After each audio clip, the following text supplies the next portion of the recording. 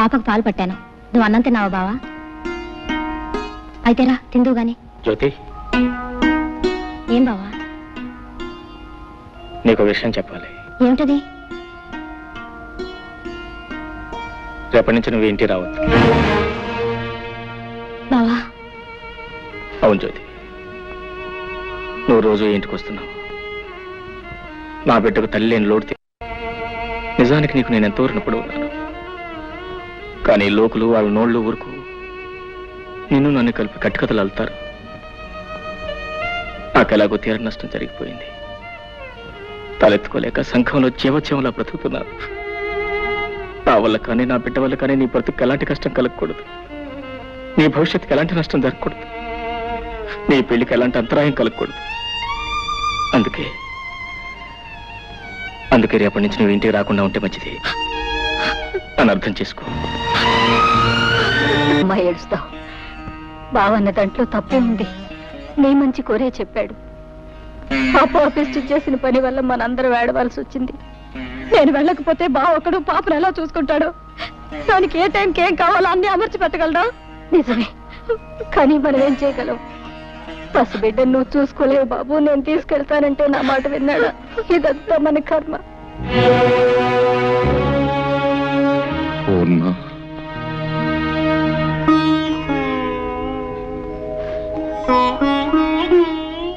ఈ విషయంలో మనం చేసేది ఏమీ లేదంటావా? ఏముంది, అది చేసిన పనికి జీవితం అంతా ఏడవడం, మనవరాళ్ళు కూడా ముద్దాడుకోలేని దౌర్భాగ్యానికి కుమిలిపోవడం. ఈ జరిగిన పొరపాటులు కొంత బాధ్యత నాది ఉంది పూర్ణ. మీ బాధ్యత? అవును.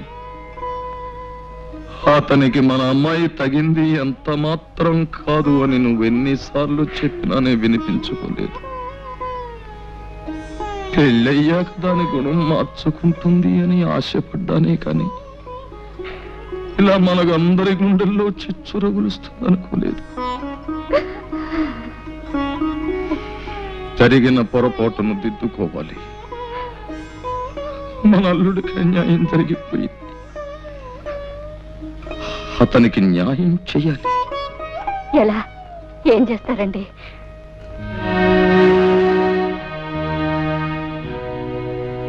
అతనికి మన జ్యోతినిచ్చి పెళ్లి చెయ్యాలి. ఏమిటి మావయ్య ఉన్నది? నాకు మళ్ళీ పెళ్ళే? వద్దు మావయ్య, నాకు అలాంటి ఆలోచన లేదు. నాతో కలిసి 7 అడుగులు వేసిన మనిషి, నాతోనే జీవితాంతం గడుపుతాన్న మనిషి మధ్యలోనే మాట తప్పి వెళ్ళిపోయిన తర్వాత మళ్ళీ ఇంకో బంధం ఎందుకు మావయ్య?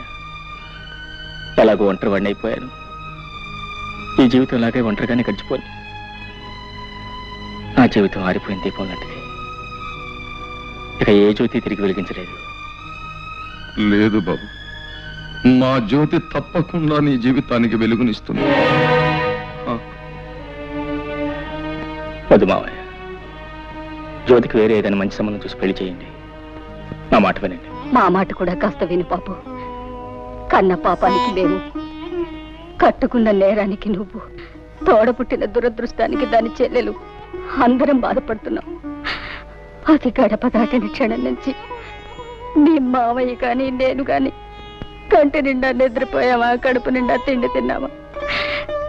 ఒక్కళ్ళ మొహాల్లోనైనా కనీసం చిరునవ్వు కనిపించిందా? ఎవరికీ మనశ్శాంతి లేకుండా ఎంతకాలం ఇలా? అది పెట్టిన చిచ్చు కన్నీళ్లతో ఆరిపోయేది కాదు బాబు. నా మాట విను. నువ్వు మా జ్యోతిని పెళ్లి చేసుకుంటే దీనికో తల్లి దొరుకుతుంది, మాకు మనశ్శాంతి దక్కుతుంది. అల్లుడు, నువ్వెవరివో ఎక్కడి వాడివో అయితే ఇలా అడగడానికి నాకు నోరు వచ్చేదే కాదు. కానీ మేనల్లుడుగా రక్త సంబంధం ఉన్న మనిషిగా అడుగుతున్నాను. కాదను. మావయ్య, నువ్వు చిన్నవాడివి, ప్రార్థించకూడదు. నేను పెద్దవాడిని, ప్రాధేయపడకూడదు. కానీ ఇప్పుడు ఆ రెండు చేస్తున్నాను. ఇవి చేతులు కావలుడు. మావయ్య, అలాగే మీ ఇష్టం వచ్చినట్టు కానివ్వండి.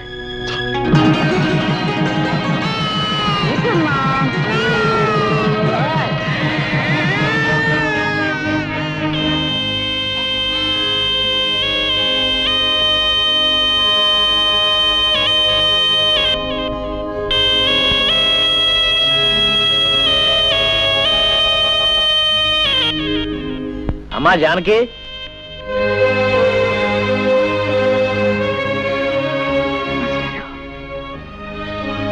ఏమ్మా కులాసయ్యనా? తాలూకా ఆఫీసులో పనుండి వచ్చాను. ఏదో నువ్వు ఇక్కడ ఉంటున్నావు కదా, ఓసారి చూసి పెడదామని వచ్చా.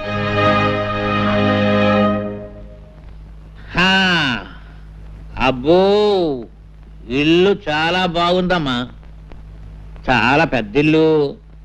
ఈ సోఫాలు, కుర్చీలు, టేబుల్స్, లైట్స్ చాలా ఖరీదుంటాయి అనుకుంటాను. చాలా సంతోషం తల్లి. మీ నాన్న ఏడుస్తూ అన్నాడు, ఒరే పంతులు, పెద్దది ఎలా చేసింది ఏంట్రా అన్నాడు.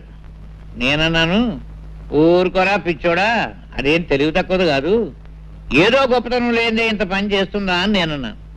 నేను అన్నది కరెక్టేనమ్మో, లేకపోతే ఆ పేదరాంబాబు నీకు ఇవన్నీ ఎక్కడ తెచ్చి పెట్టగలడు? అమ్మా అతను అదే ఇంతకీ అతను ఏమన్నారు జానకమ్మ తల్లి?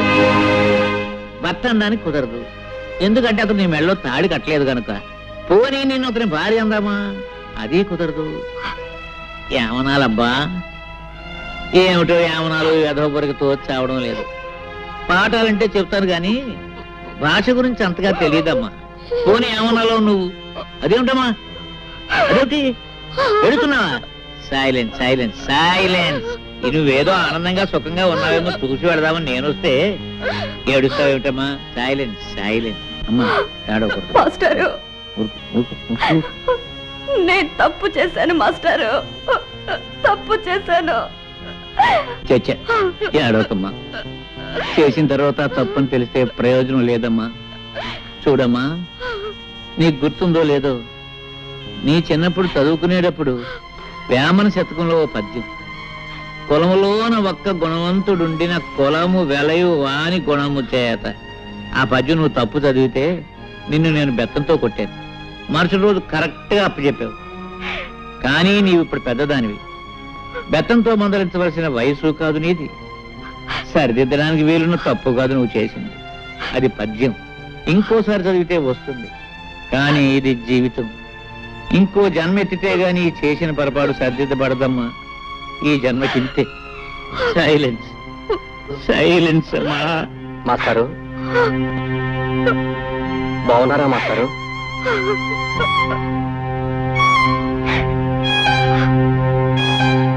ఎవరు? మురళీ బాబా? చాలా కాలం అయిందా నిన్ను చూసి. చాలా సంతోషం బాబు. నీలో బాగా మార్పు వచ్చేసిందే. నీకు గుర్తుందా, చిన్నప్పుడు నువ్వు చదువుకునేటప్పుడు నేను ఇచ్చిన పాఠాలు నువ్వు గడగడ అప్పచెప్పేస్తుంటే మా మురళీబాబు చాలా తెలివిగలవాడు, బాగా చదివేసి పెద్ద పెద్ద ఉద్యోగాలు సంపాదించేసి కలెక్టర్ ఉద్యోగాలు అవి చేసేసి మా ఊరికి పెద్ద పేరు తీసుకొస్తాడని నేను అందరికీ చెప్తుండేవాడిని. కానీ బాబు, మన ఊరి పేరు, పరువు, ప్రతిష్ట ఇలా బజారు పాలు చేస్తావని అనుకోలేదయ్యా. మాస్టారు అర్థమైంది మాస్టారు, మీరేమంటున్నారో అర్థమైంది. చూడండి, మేమేదో కాని పని చేశామనో చేయకూడని పని చేశామనో మీరందరూ అనుకోవటంలో తప్పు లేదు. కానీ ఒక్క విషయం ఆలోచించండి, ఆమెకు తన భర్తతో సుఖం లేదు. ఆమె లేకుండా నేను బ్రతకలేను. అందుకే అర్థం లేని ఈ కట్టుబాట్లని కాదనుకొని మేమిద్దరం కలిసి ఒక నిర్ణయానికి వచ్చి ఈ పని చేశాం. మేం చేసిన దాంట్లో తప్పే ఉంది. ఏమిటి ఏమిటి బాబు, నువ్వు చేసిన దాంట్లో తప్పేమీ లేదంటావా? ఆ సంగతి ఆ పిచ్చి పిల్లలు చెప్పవా బాబు? చూడు, ఏదో తప్పు చేశానని ఏడుస్తుంది పాపం. చూడు ఆయన, ఒక ఆడ మగ కలిసి కాపురం చేయడానికి రూపం, డబ్బు ముఖ్యం కాదయ్యా. అవే ముఖ్యం అయితే ఈ పవిత్ర భారతదేశంలో ఇన్ని సంసారాలు చల్లగా ఉండవు, ఉండబోవు. భర్తలో ఏదో లోపం చూశానని భార్య భర్తను వదిలేసి, భార్యలో ఏదో లోపం చూశానని భర్త భార్యను వదిలేస్తే మన సాంప్రదాయాలకి ఆచారాలకి అర్థం లేదు, మనకు బ్రతుకు లేదు నాయన. బాబు, అన్నేళ్లు లంకలో ఉండి నా భర్త వస్తాడు, నన్ను రక్షిస్తాడని ఆశగా ఎదురు చూస్తూ జీవించింది కాబట్టే ఇన్ని వేల సంవత్సరాలైనా సీతాదేవిని ఇంకా దేవతగానే కొలుస్తున్నాం. భర్త కుష్ఠరోగైనా నెత్తి మీద పెట్టుకుని అష్టకష్టాలు పడింది కాబట్టి సుమతిని మహాపతివ్రత అన్నాం. బహుశా వాళ్ళు నీ అంత తెలివిగలవాళ్ళు కాకపోవచ్చు. చివరికి ఖచ్చితంగా నేను చెప్పేది ఏమిటంటే, ముమ్మాటికి నువ్వు చేసింది తప్పు తప్పు తప్పు. మాస్టారు, ముసలివాడిని. నేను ఏదైనా పొరపాటు మాట్లాడుంటే మన్నించు.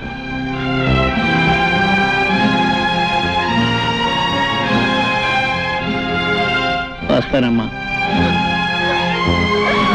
మాస్టారు, నేను మీ కూడా వచ్చేస్తాను. నన్ను మీతో పాటు తీసుకెళ్ళండి మాస్టారు, తీసుకెళ్ళండి.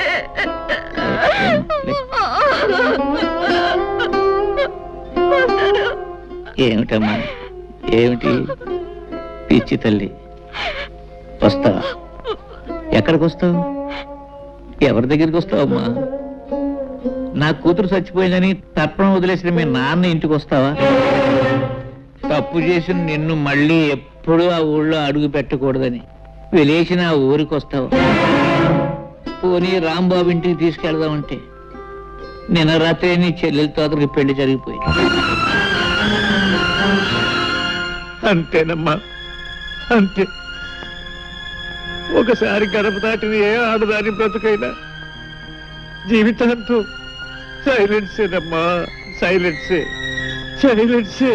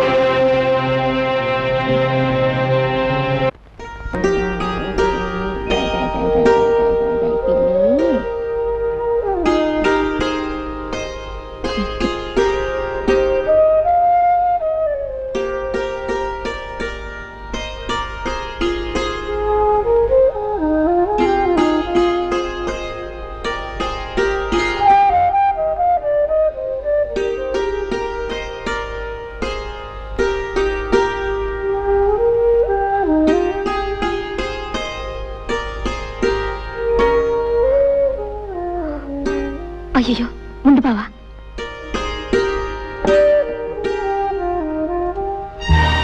ఈ గదిలో ఒక్కగానే ఉంది, ఒక ఫ్యాన్ కొనుక్కోవచ్చుగా.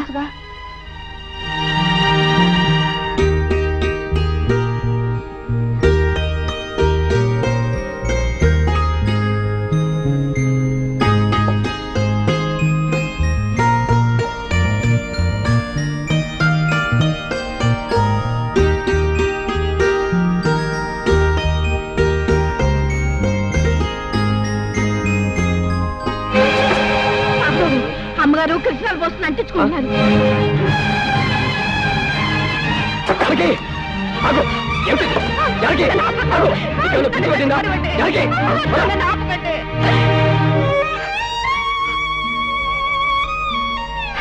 అయిన వాళ్ళందరినీ కాదనుకొని నాతో వచ్చింది చచ్చిపోవటానికి. ఆ జానకి కాదు, కానీ గడప దాటినాడే నేను చచ్చిన దాంతో సమానమని తెలుసుకోలేకపోయాను. అసలు అసలు తప్పంతా నాది చిన్నబాబు. జరిగింది తప్పే అయితే అందులో ఇద్దరికీ సమానమైన బాధ్యత ఉంది. నాతో రమ్మనమని అడగటం నా తప్పైతే రావటం నీ తప్పు. నా కూడా రావటానికి నీకున్న ధైర్యం నాతో జీవితం పంచుకోవటానికి లేకపోయింది. జానకి, ఇప్పుడు నువ్వు చచ్చిపోతే నిన్ను లేవ తీసుకొచ్చానన్న చెడ్డ పేరుతో పాటు నీ చావుకు కారణమయ్యానన్న అపకీర్తి కూడా నాకు వచ్చేది. ఇప్పుడు నీ మనసు నాకు పూర్తిగా అర్థమైంది. నువ్వు నాతో కలిసి జీవించలేవు. అందుకే నువ్వు తిరిగి మనూరెళ్ళిపో. ఎక్కడికి వెళ్ళను, ఎవరింటికి వెళ్ళను. ఎవరింటికి వెళ్ళక్కర్లేదు జానకి. ఊరు బయట ఉన్న తోటలో నాకు చిన్న ఇల్లు ఉంది. అందులో నువ్వు సుఖంగా ఉండటానికి అన్ని ఏర్పాట్లు చేస్తాను. నీ వాళ్ళెవరో నీతో మాట్లాడకపోయినా కనీసం కళ్ళెదురుగా అయినా కనిపిస్తారు.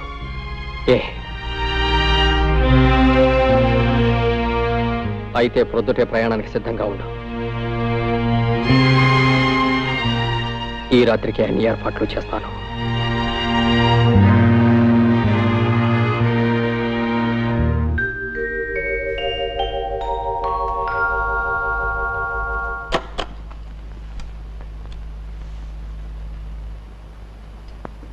నేను వెళ్తున్నా చిన్నబాబు, నేను వెళ్తున్నా చిన్నబాబు.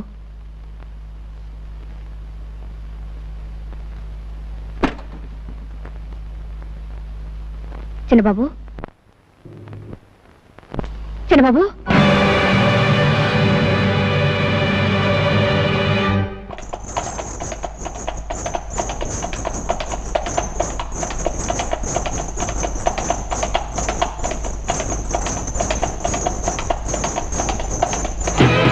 చూడవే ఆ ముదృష్టం వస్తుంది.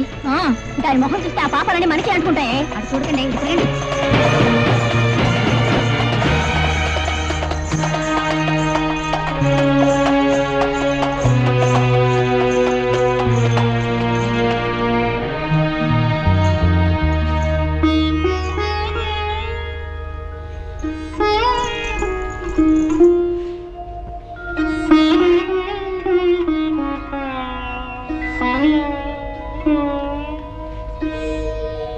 ఆవిడ గారు వచ్చిందట, తెలిసిందా? ఎవరావిడే? పెద్ద తెలియనట్టు అడుగుతావే, అదే ఆ జ్యేష్ఠాలమ్మ. మళ్ళీ తగలడిందటగా.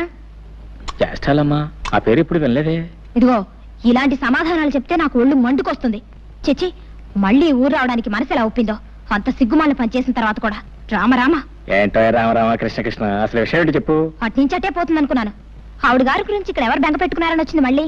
ఆవిడ గారు ఈవిడ గారు ఏమిటో గోల, అసలు సంగతి సూటికి చెప్పు. ఎందుకు రాద్ధాంతం? అవును, ఎందుకు ఎవరావిడే? ఇంకెవరు? ఆవిడే, ఆ జానకమ్మ గారు. ఒకప్పటి మా అక్కయ్య గారు. ఊరవతల తోటలో ఉందట. నువ్వు చూడలేదా? లేదు. అయినా ఆవిడ విషయం మనకెందుకు? వస్తే ఎవడకు కావాలి, రాకపోతే ఎవడకు కావాలి. అవునులే. ఇదిగో, నువ్వు గాని ఆ చుట్టుపక్కలకి వెళ్ళినట్టు తెలిసిందో నేను ఊరేసుకొని చచ్చిపోతాను, గుర్తుంచుకో. నీకేమైనా పిచ్చి పట్టిందా? నేను ఎందుకు వెళ్తాను? అయినా ఒకసారి మనల్ని కాదని వెళ్ళిపోయిన మనిషి గురించి మాట్లాడడం అనవసరం. ఏదో ఆపుకోలేక అన్నానులే బావా. అవును, అసలు నువ్వేం తినలేదేంటి? ఉండు, నేను తినిపిస్తాను.